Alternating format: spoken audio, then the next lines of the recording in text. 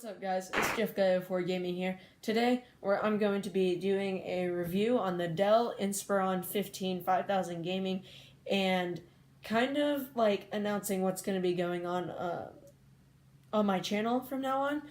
So, to start off, for my birthday, I just got the Dell Inspiron 5000 gaming.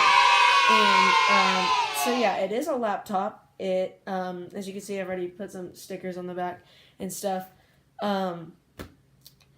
It's got a really good weight. I don't know exactly how much it weighs, but it's not too heavy, and it's the 15-inch model, so it will still fit in most backpacks that have like the laptop holster and stuff.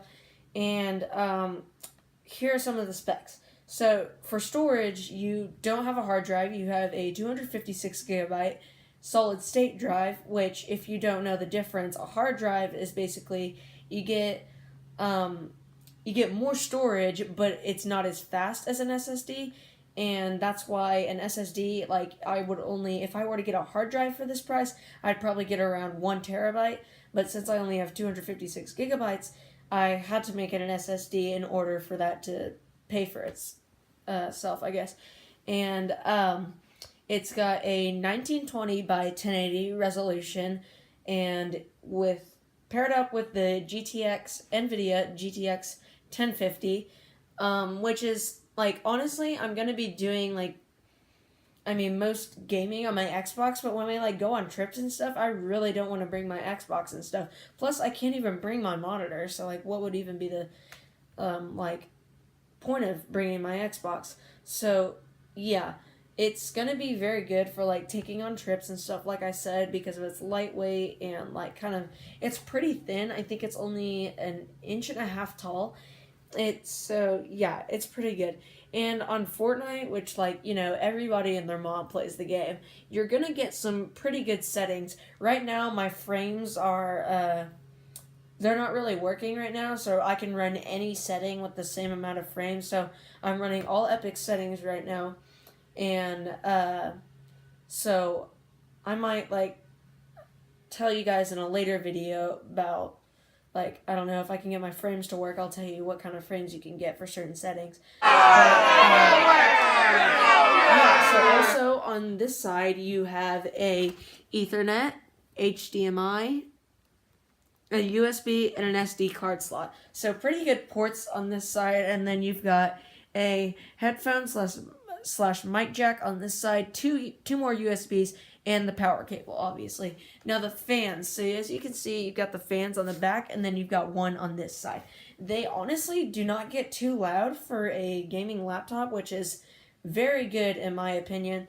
And then also, if I turn this puppy on, you can see that it's got a backlit keyboard. Now, unfortunately, you cannot customize the RGB lighting, but yeah, it's very good. I've got 8 gigabytes of RAM with 4 gigabytes of VRAM in the graphics card. You've got Bluetooth. Forgot to mention, all of the USBs are 3.0s, and it's got a subwoofer, and yeah, the screen, I forgot to mention, is full HD. I am running a full version of Windows 10. And alright, here we go. So yeah, it's got a lot to offer, as I said. So what I'm going to do is, I don't really do good on PC. So I can just Bluetooth my Xbox One S controller to my laptop and play Fortnite regularly like that. But I can show you right here how fast the boot up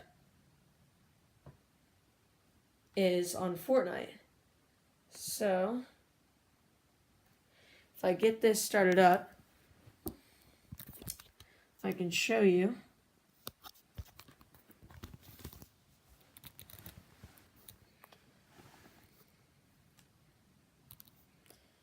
You could see that.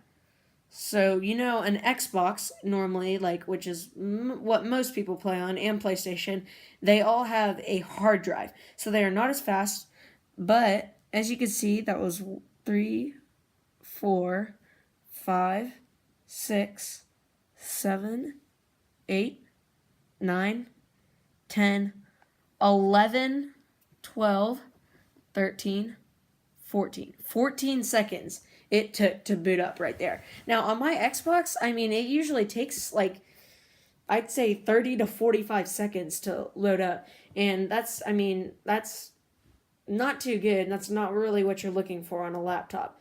But, especially with an SSD. So, and of course, when you buy a laptop, you don't just buy the laptop unless you're normal. So to go with it, I got